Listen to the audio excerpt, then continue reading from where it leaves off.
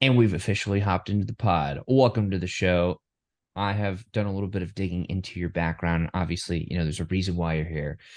Seems like you have some really interesting theses on, on the workplace and change management. And so I'm really excited to dig into that. Before we do, though, would love for you to maybe give a 30-second intro on who you are and a little bit about your background. Sure.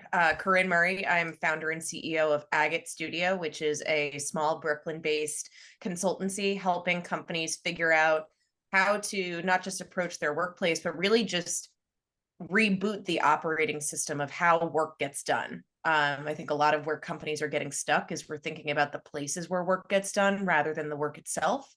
Uh, and that's what I'm really here to kind of inception the conversation to come towards, because that's where I think the root cause can get solutioned. And just so, I think some people might think, at least folks that are specifically my age might think if we're rebooting something, what we probably need to do is unplug it and plug it back Yeah, in. that's exactly right. Yeah, that is always step number one. Let's unplug and then restart it and see what we get. Yeah, we got to try that first. We got to try that Yes. first. So yeah, I definitely want to dig into these topics. Before we get there though, let's actually hop back now that we have kind of the high level overview. I would love to hear your story. Yeah. So I grew up on Long Island. So I live about an hour and a half away from my folks. I went to public school, played lacrosse, which is, I always joke around, is one of the family businesses. The other is real estate. And went to college in Pennsylvania at Gettysburg College, a very teeny tiny liberal arts school, where I studied religion and philosophy, which no pun intended, God bless my parents for not losing their minds when they're spending gobs of money and their 19-year-old is like, yeah, I'm going to study Judaism. And they don't understand why, because I was raised Methodist. And for me, what I love so much about that education, and to me, it connects so deeply to the work that I do now, because it's all about just understanding the nuance and the layers of things that are just in constant existence with one another. All these, uh, inconvenient truths with sort of double negatives and all these things that don't make sense, and yet they just exist because we are humans and we don't always make sense ourselves.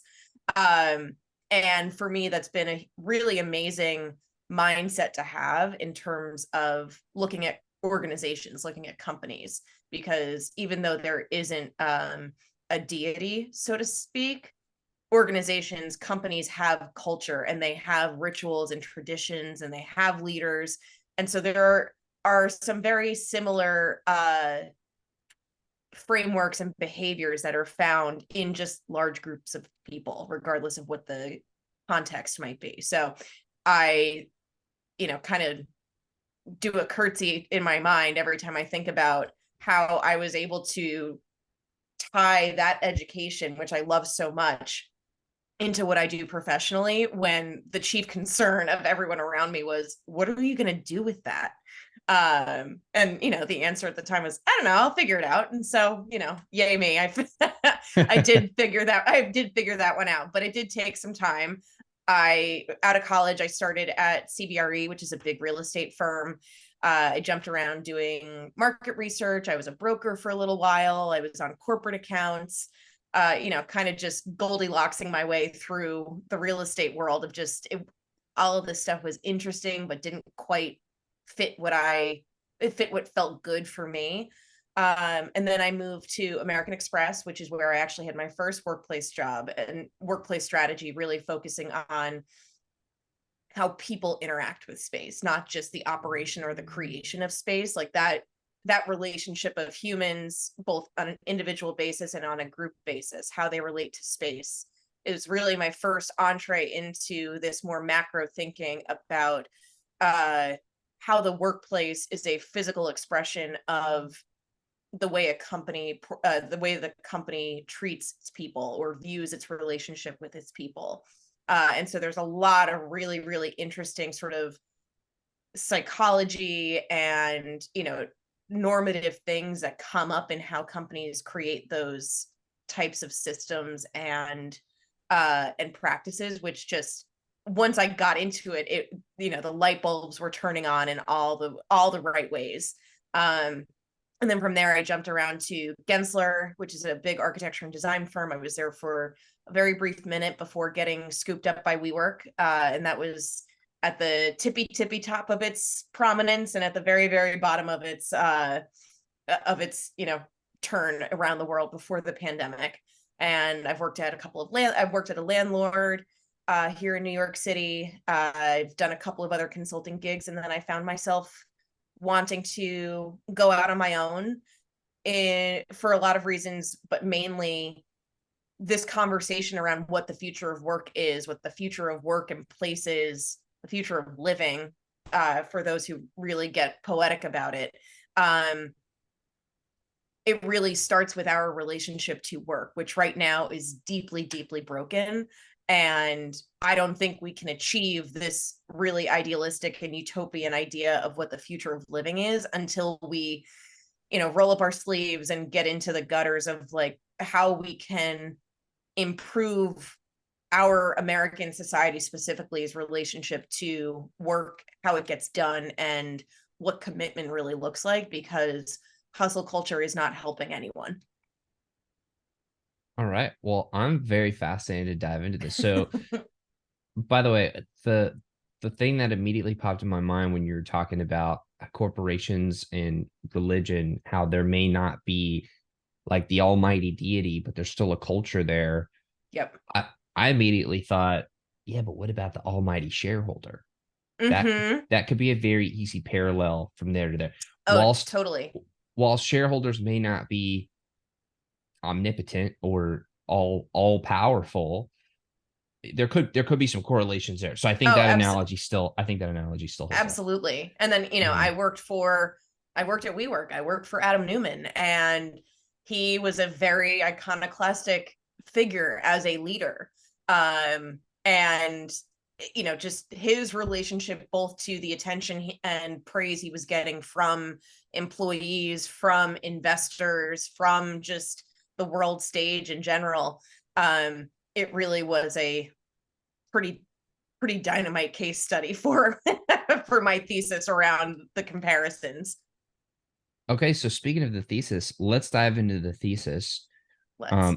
I believe I heard you say that the current relationship with work is broken Mm-hmm. and hustle culture is not helping anybody.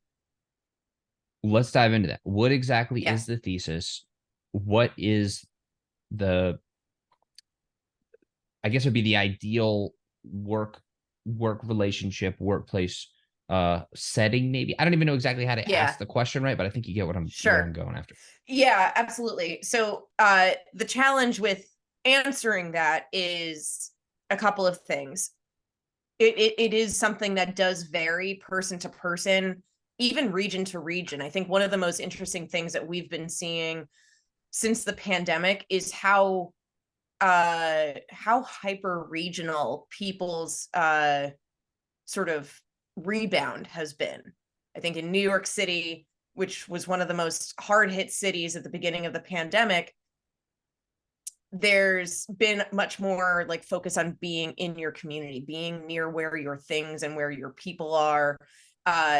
And even there was a great Wall Street Journal article recently about a very similar dynamic that's happening in Washington D.C. So the central business district is still sort of like petering along, but residential areas like Georgetown are absolutely thriving. So it's where a lot of people live.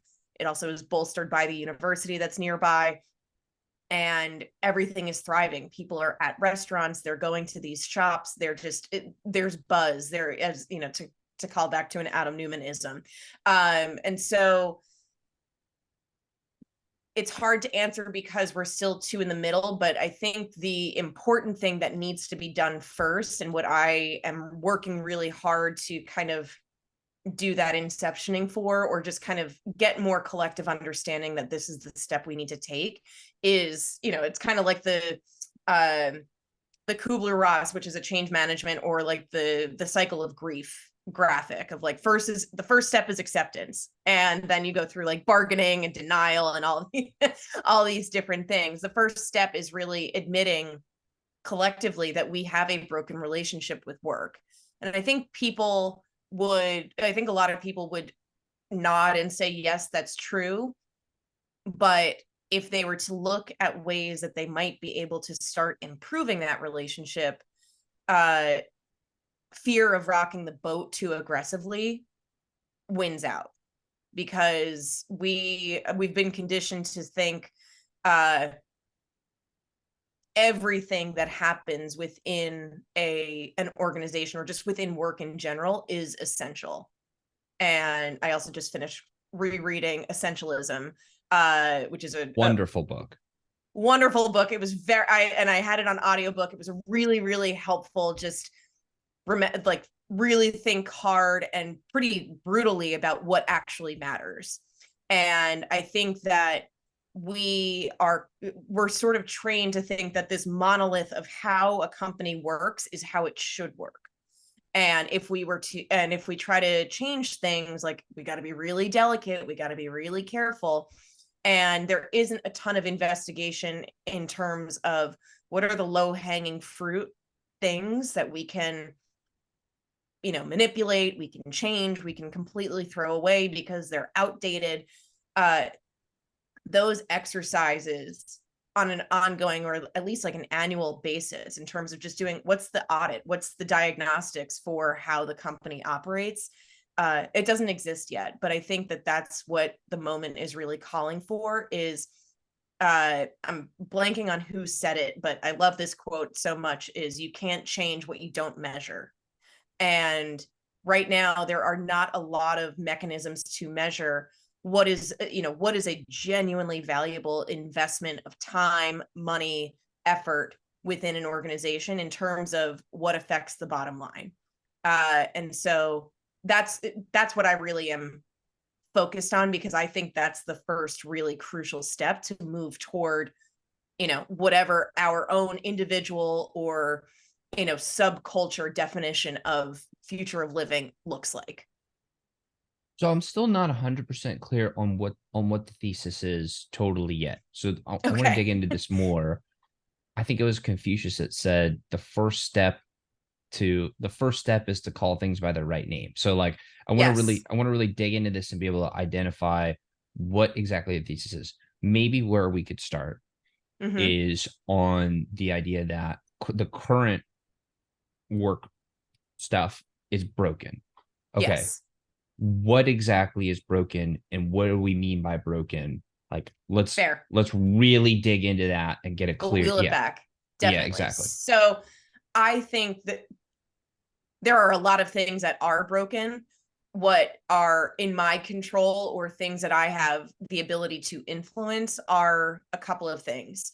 How we treat things like return to office, which I think we should have stopped talking about even before it started, because we need to think about how work gets done with the tools that we have, and with the conditions of not everyone is going to be in the office at the same time. That was true before the pandemic, but it became more and more true at scale after the pandemic, when we all learned, oh, working from home actually is kind of nice, or working from a coffee shop near my kid's school is really convenient.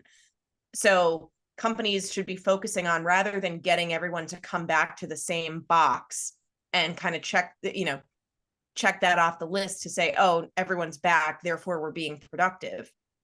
We need to start thinking about, what does asynchronous work look like? How do we create a digital central nervous system of how work gets done at a company, not pushing people back into the old model that wasn't even working that well prior to the pandemic. So that, I think, that's what I have control over, is helping companies and helping leaders get past, I need people in the office for me to feel certain that they're getting work done, to, we need to create new systems and ways that people can generate their work, amplify the fact that work is getting done, and all of it can be all of it can be visible to people who need to see it, and also just engender a level of trust in all of these people who were hired as highly talented people to do this job in the first place. So those are things that I have in my sphere of influence to change. And as that mentality of trust and coming together for specific and purposeful reasons, and then being more lax about when people get together outside of those particular reasons, start to kind of snowball in the direction of more flexibility, more time flexibility, more geographical flexibility. And that then allows each individual to architect this future of living that makes sense for them. So it's all these little tiny building blocks of just slightly rethinking how things get done. It's not completely throwing the baby out with the bathwater. It's what are these tiny things? And so, rather than return to office, let's think about how we can how we allow work to, how do we sustain work continuity, regardless of where people are. Start with that, make sure that's successful. And then you start to build in, these are the kinds of activities that, either based on research or just based on what we believe our culture is about, we'd like you to do those things in the office.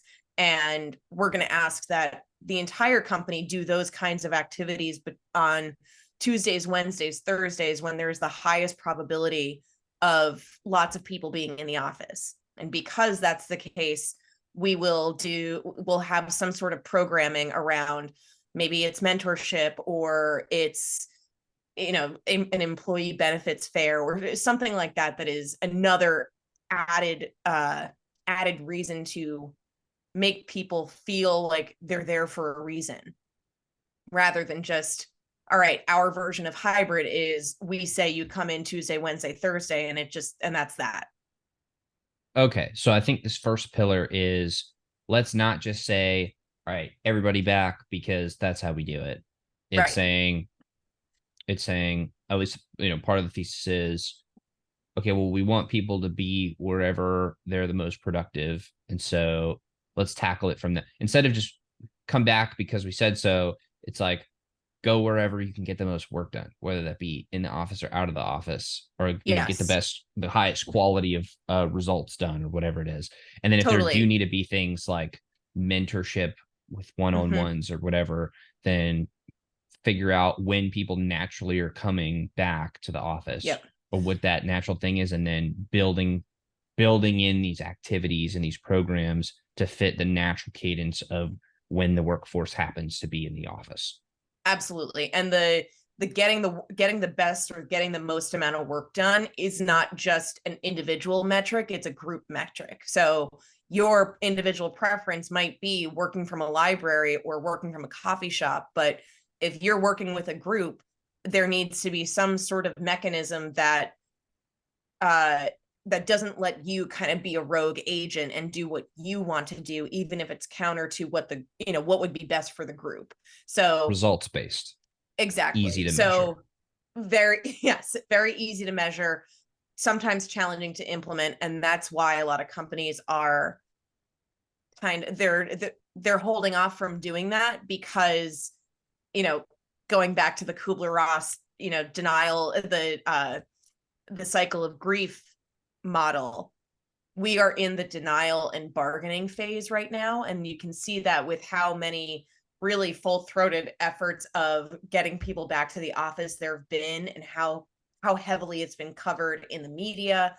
We're in that phase of, it really would be easier if we can go backwards, but there's no such thing. And so when we are ready to actually take action, these are the kinds of things that are really going to make a difference in terms of not just success of individuals, but success of the business. And when you are able to think about what are the strategic and specific ways that people gather, that includes being physically together, or meeting over Zoom, or meeting over a phone call.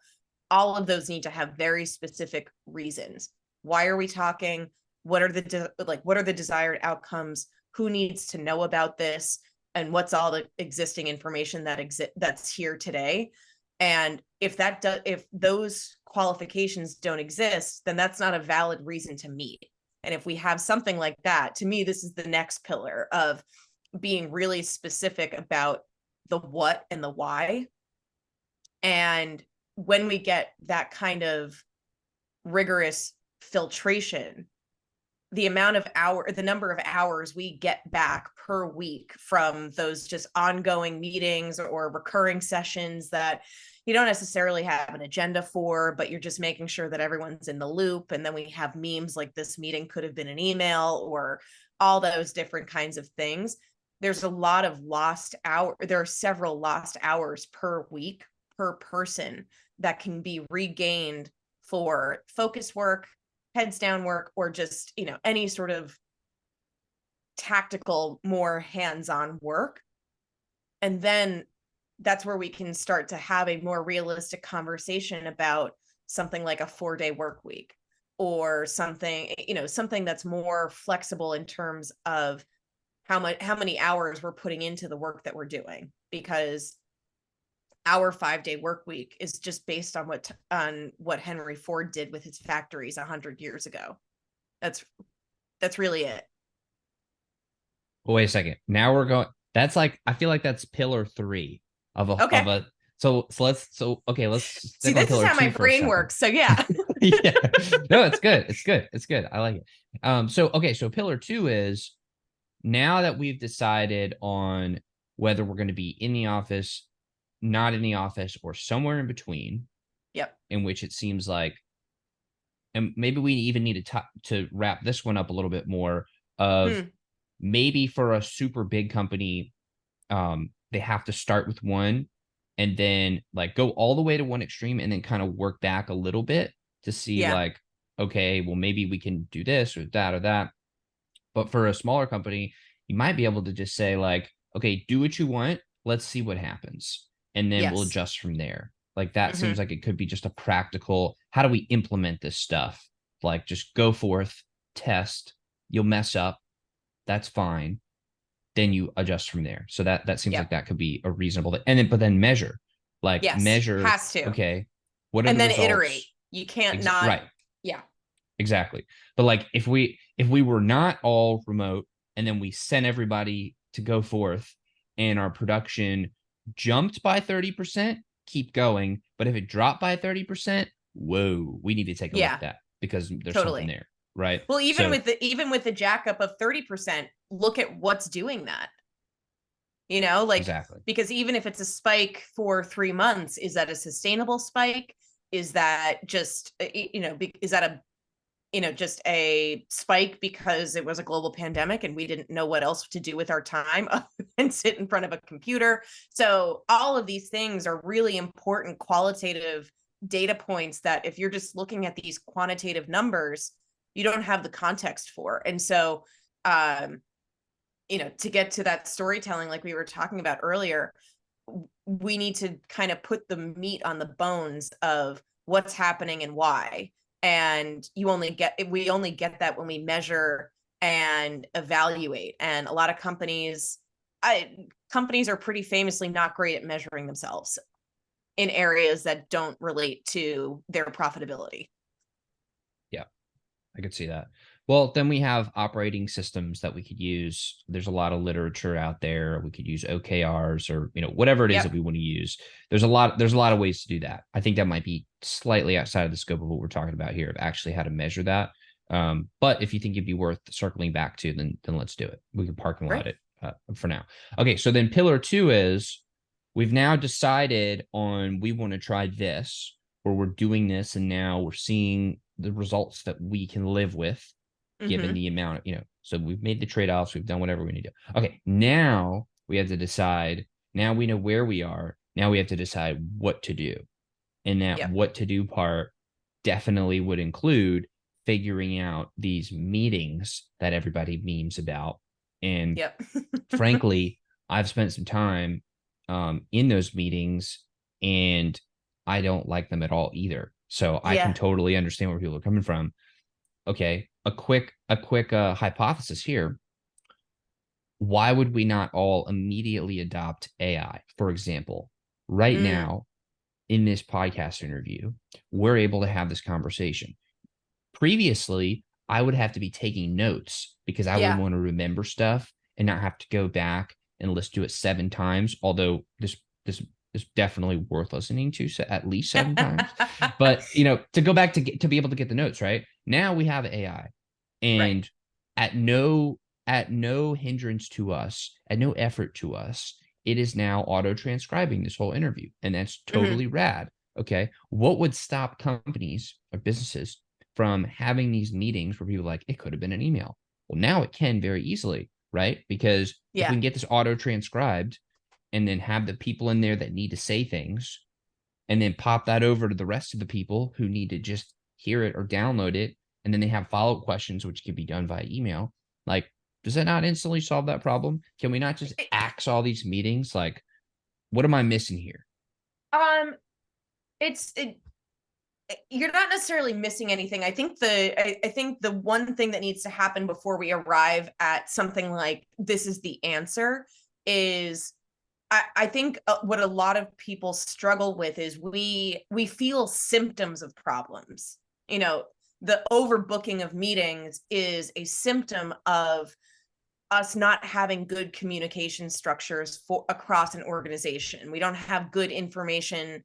We don't have a good central nervous system of data storage and data communication within an organization. So that's more of the root cause, as opposed to let's just axe meetings and have AI do it for us. It's not to say that AI is not part of the solution, but we need to do much more excavation before we say let's get rid of those things, because meetings exist for a reason. They exist because things need to, Sometimes not a good one though. sometimes not a good one, but good or without labeling the virtue of them, we need to figure Sure. out what are the reasons that people feel compelled to have these meetings. And um AI is, I'm still very much a novice in terms of AI, mainly because I've just been too busy to do anything other than read all these newsletters and try to try to tread water. But it plays a part. We just need to figure out where it fits in the puzzle. I'm I'm of the belief that it is not it's not the sole solution, but they are individual players in what can be the composite solution.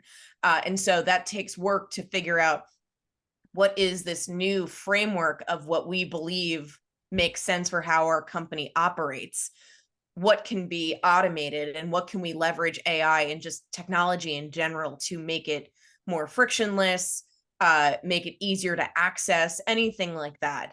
And then we can kind of just pull something off the shelf and plug it in. And then we need to make sure that there is someone or a team managing this whole ecosystem. We need to have someone who can kind of see from soup to nuts how a meeting gets generated, if it does, and why it does, and who needs to be there, and all those different credentials. And then we figure out how does AI, or how does a technology tool uh, help us capture what was discussed, help us create actions that come after this meeting, because that's another fun thing about meetings is very few of them have really rigorous outcomes and measurable actions for people to do.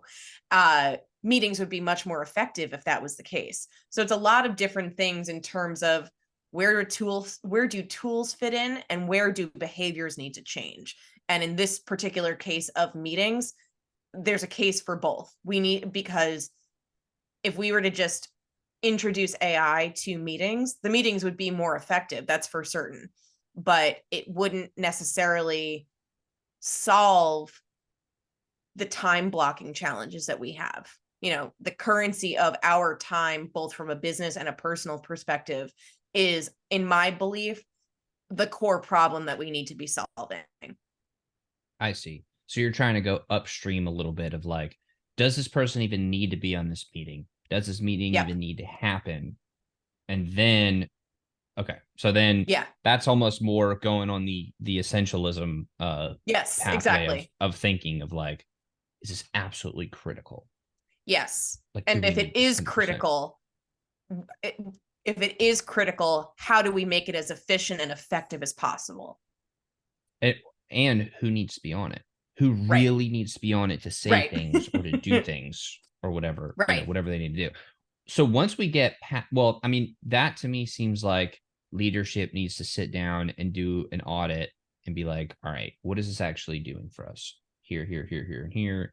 Do Are we going to get so just thinking from like a appeal to people's inner base greed of like, I want to get like what's in Mm-hmm. it for me type thing, right? So for the leadership, if they want to get the most out of their people, then they would probably want their people to be able to spend the most time doing those things and having the most time to actually be taking action and Yes.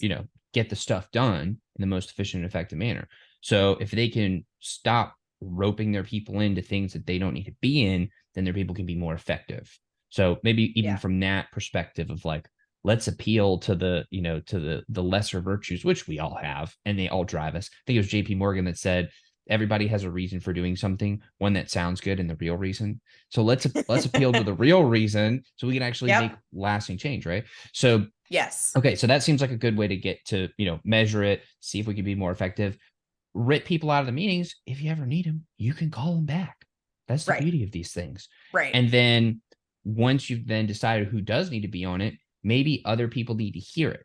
That's Yes. not a necessary reason to bring people on a meeting, because then we can use AI for sure. I know, because we're doing it right now. And we can get Mm-hmm. auto transcribed, summary sent out, dig into things. And the best part is, if you have a good enough piece of software, which I'm not going to shill a particular software, but the one we're using right now has this functionality. You could literally click a button and it will create either a highlight or a call to action. You could take a quick note on like this CTA for this person on the meeting, boom, or off the meeting, boom. So when they see the transcription, then they know, hey, I got to do something here or there. And this is exactly what I have to do. So all those call to actions and everything, that absolutely should be adopted.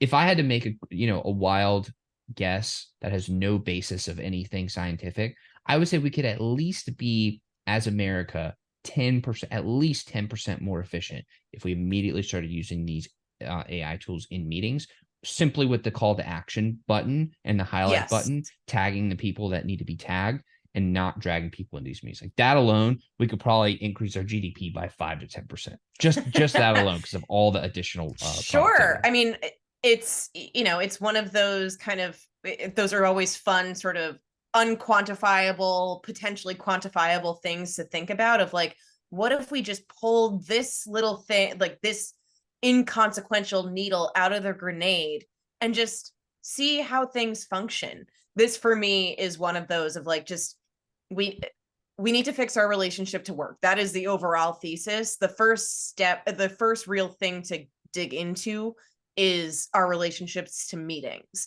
and figuring out how do we make them more efficient and how do we really qualify whether they're needed are the two first filtration systems that we need to approach. And I think one of the main reasons that companies and executives have not bought into this is, I I'll have to dig around, but I saw a visual. I think maybe Dror Poleg posted it recently. He's a futurist and writer, focuses on the future of cities and future of real estate and business in general. I'm almost certain it was him. I'm sorry to whoever if it wasn't him. But basically, it was showing this diagram of basically a pie chart of how an executive tends to spend their day and how an average worker tends to spend their day. And the proportion of meetings that executives have is almost twofold to what individuals have. And that's true, because when you think about it, everything, once you get above a certain VP or SVP level, all your work is just meetings. Because those are the people that are having conversations, and then they delegate the hands-on keyboard work to other folks. So in their minds, understandably, given what their work experience is, meetings are crucial.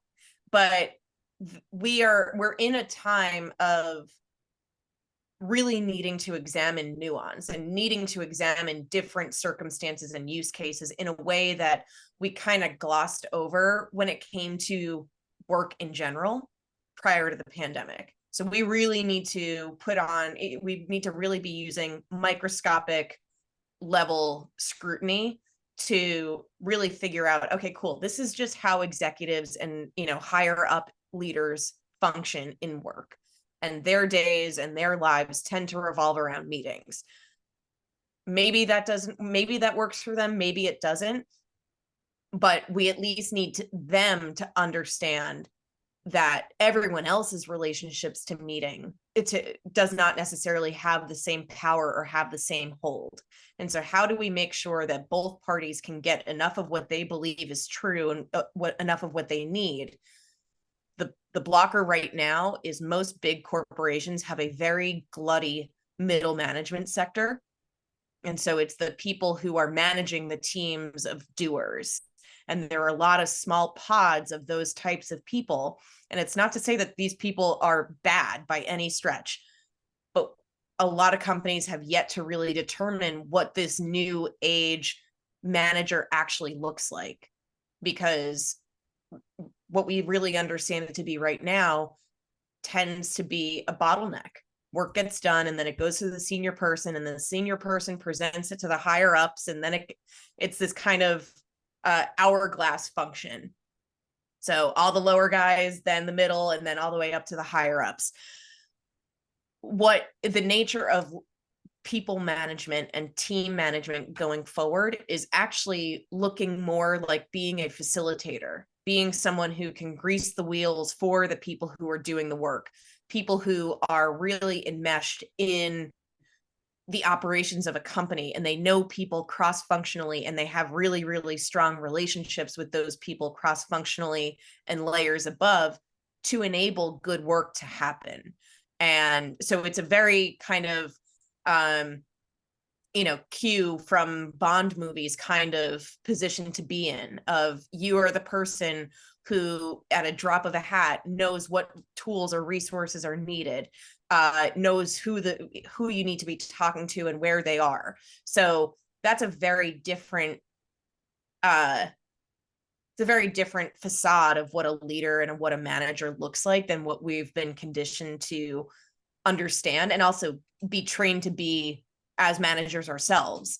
So that, I think, is that to me is the next step. You go after meetings and you figure out how to make them as efficient as possible and as limited as possible. Then you start to get into, okay, well, if people are just able to do this work really, really effectively, and the people who work in all of these meetings socializing this work don't necessarily have the I don't want to say value, because they do have value. We just haven't figured out where to reposition it. How we can repurpose these people managers and these team leaders. And we need to figure out what their new or their morphed role is within organizations, and then how many are actually needed. That's a question I don't necessarily know the answer to, but that's the next step, is figuring out the effectiveness of the organization. Is it effective to have all these middle managers talking to one another, but not necessarily being the doers? And maybe the argument is yes. And, there's a robust defense of why they're still needed, or why they're still needed in the volume that they exist. And then there is most certainly, I know there are Harvard Business Review articles saying the middle manager is probably going to be an endangered species in the near future. We need to figure out what that role looks like, because it can't just be executives and workers. That's a bit feudal, a bit Middle Ages of us to kind of go back to, but we need to figure out what that next middle layer looks like and what it is that they do. So to me, those are the first two steps. Examine one of the main tenets of work, which is meetings, and then start to look at the scope of work of managers who also tend to spend the majority of their time in meetings. I understand. Well, I think I understand. The one thing that did caught my attention, and Mm, I've been thinking about this a lot. So maybe I'm hyper focusing on something that's not even a super key part of this whole pillar of the thesis. But I think I heard you say something to the effect of um reinforcing or helping people something about what they believe to be true. Um, I'm a very, very, very big proponent of people absolutely deceive themselves. And a mhm. lot of things that we think to be true or we believe to be true are in fact not true. And because we're basing a lot of our then next level derivative decisions off of these base assumptions that are not true, we're totally messing up in big ways. And I'm sure I'm making the most mistakes with the greatest number of uh, opportunities for self-deception that have been realized, right? So, speaking mostly to myself, I almost think it would be more, not being the expert on this, Mm, I almost think it would be more effective to, instead of trying to reinforce what people think to be true, just so that they can feel comfortable, let's as a people decide that we don't want to think that we don't want to like that we don't need to feel like everything that we're saying is right just because yeah, we think it is now. Let's instead seek to find the truth collectively and then move towards truth, because that way we don't have to argue like opinion versus fact, truth yeah, versus what I perceive to be true but is actually not true, because that's just inefficient. That just doesn't make any yeah. sense. You know what I mean? So I that might I not be a do. core. Yeah, okay.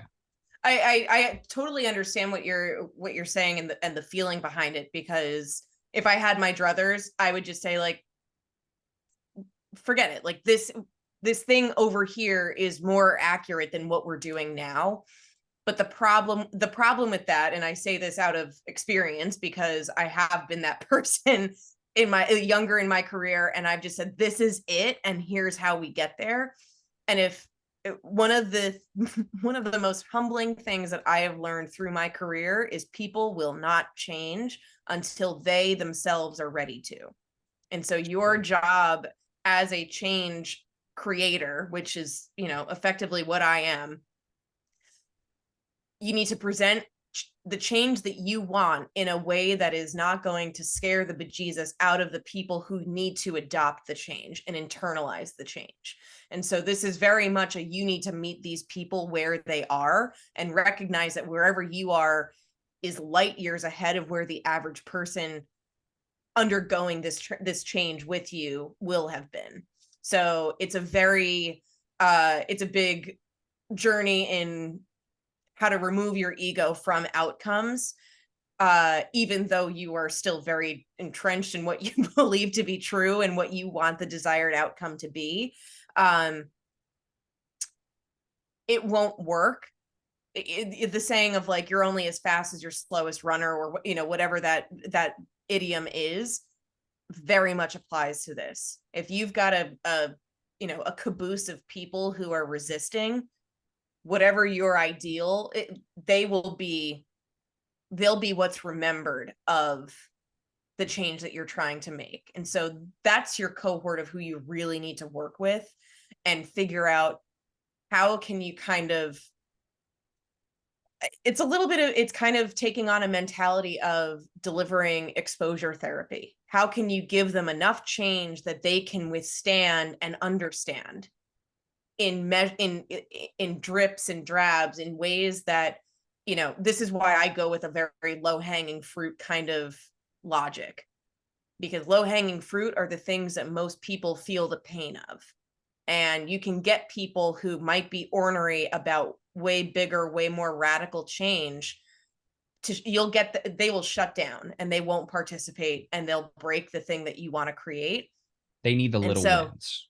they exactly. So that's where, so I balance my sort of root cause analysis exercise of, I know exactly what the root cause is with what's the first easiest step to get there. And so, very much how I started, which is very esoteric and out there of like, we need to fix our relationship to work so that way we can get to this next step of whatever the future actually can look like for us. The first step to that is fixing something that everyone can pretty universally like recognize the pain of, and then just kind of going from there of like, what are other things that are as universal as possible? What's a ubiquitous pain in the ass? And if it at least tangentially can connect to greasing the wheels for my larger mission, then I'm bought into making it better. And so that's really, that to me, that's the best way to balance both of those desires. So I still am making strides towards this larger, much more intense and expansive mission. But you got to But bring them all with you. That's exactly right. You have to, like, this is servant leadership, leading from behind. And so you can only move as quickly as your slowest people.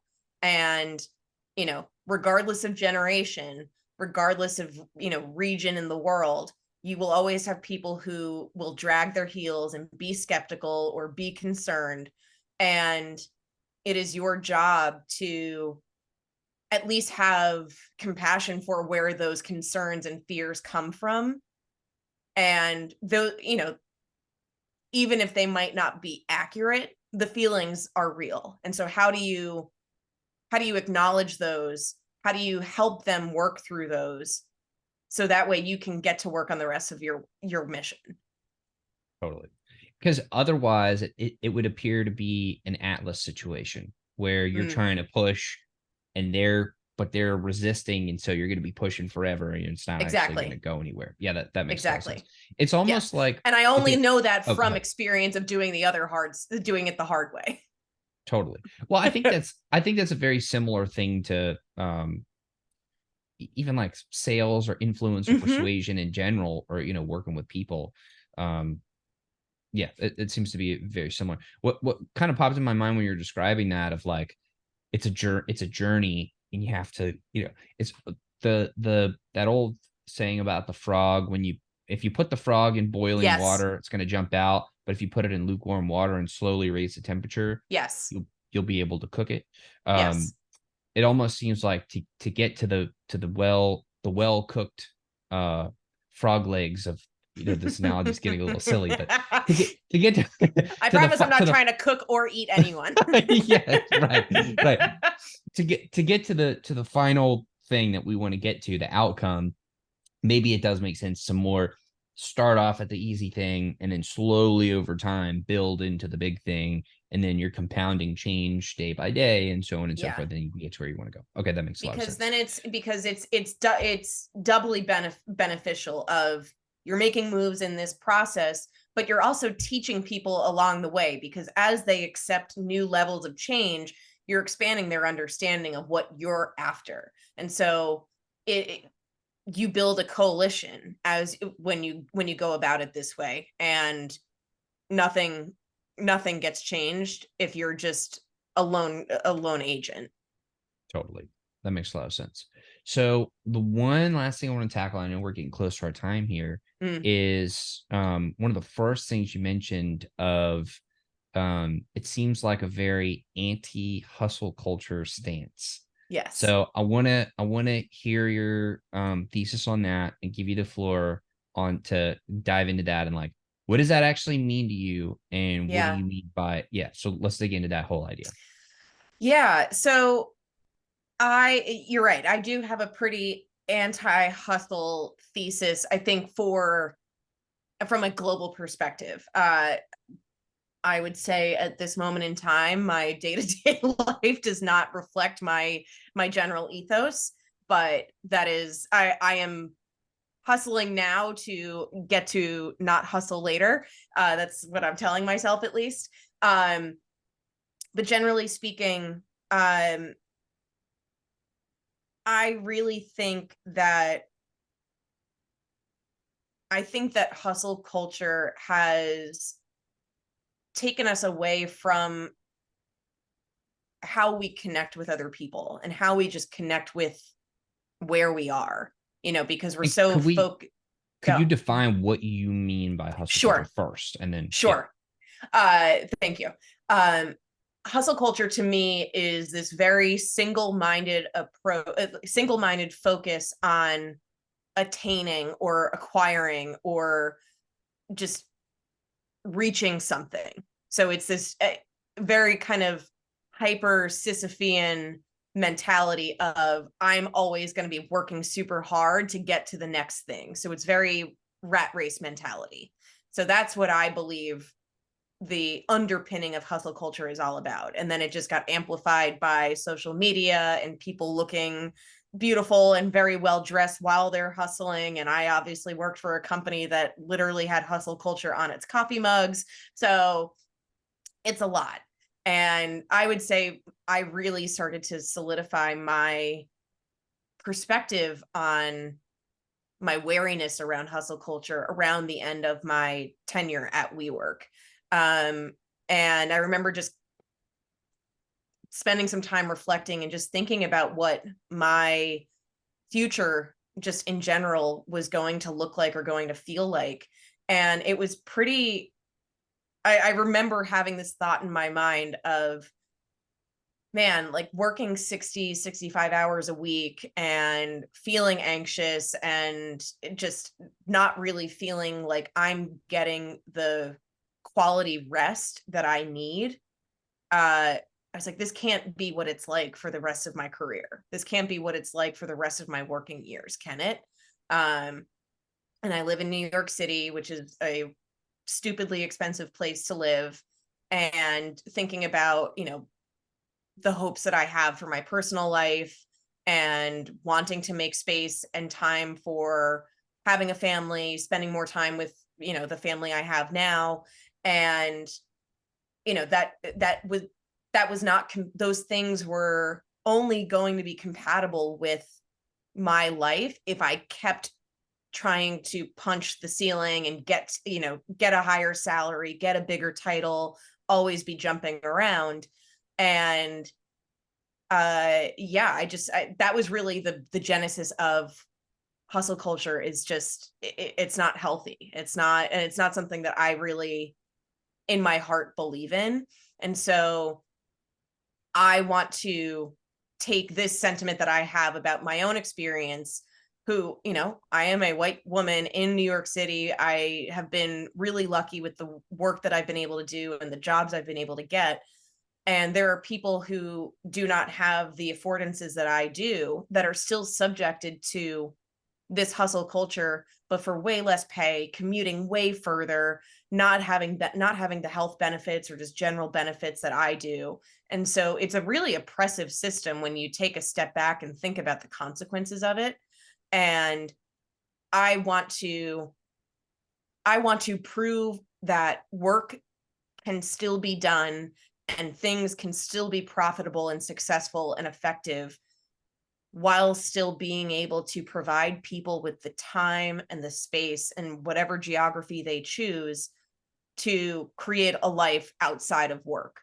And that's really, that's the undercurrent to everything that I do. Is it should be up to me, work is still important, but it's not the only thing that is important in someone's life.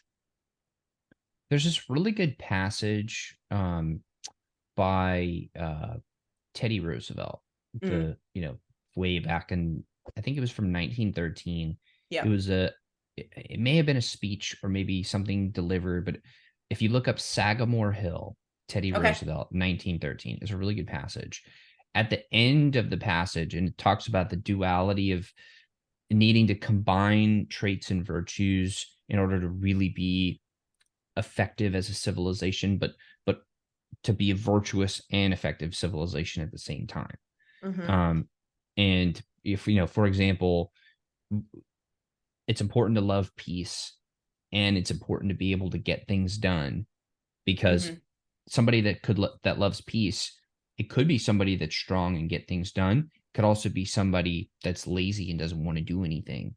Mm-hmm. And somebody that could be very effective at getting things done, well, they could be evil, or they could be, good and Yeah. kind people. So Duality. it's like, yeah, exactly.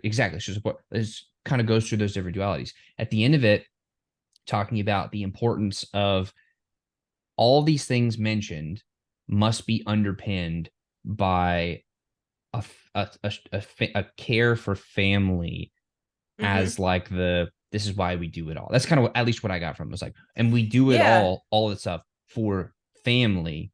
So I think you might really enjoy that passage. I would highly Yeah. encourage checking that I'll have to out.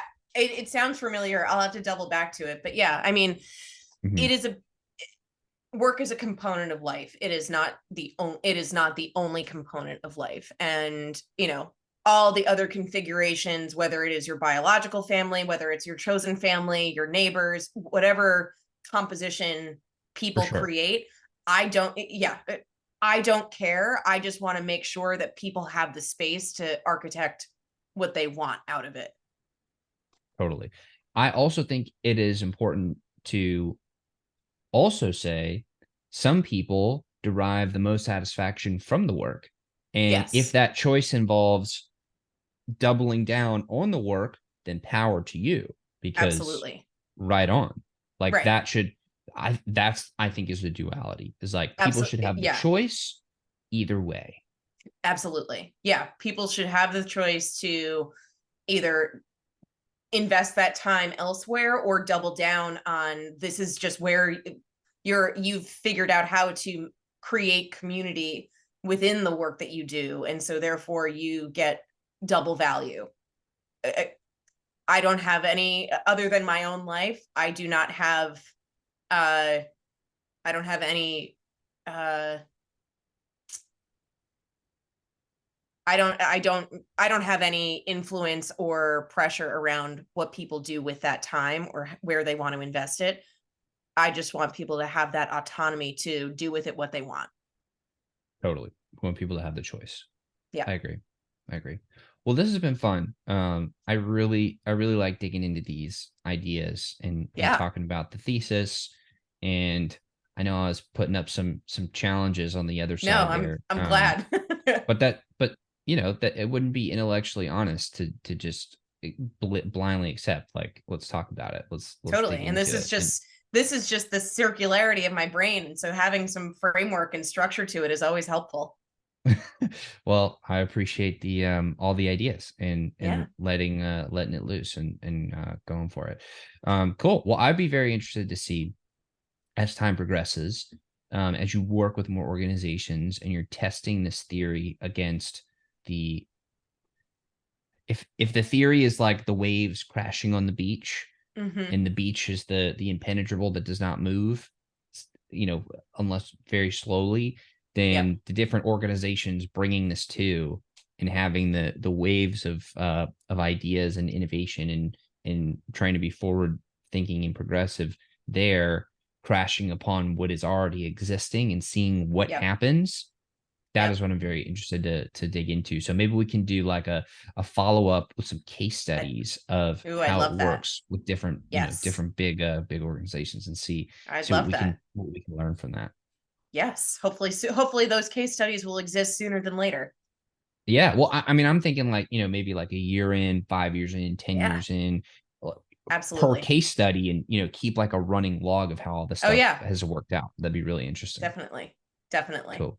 Well, I appreciate your time. Thank you very much. Thanks for having me, And Ben.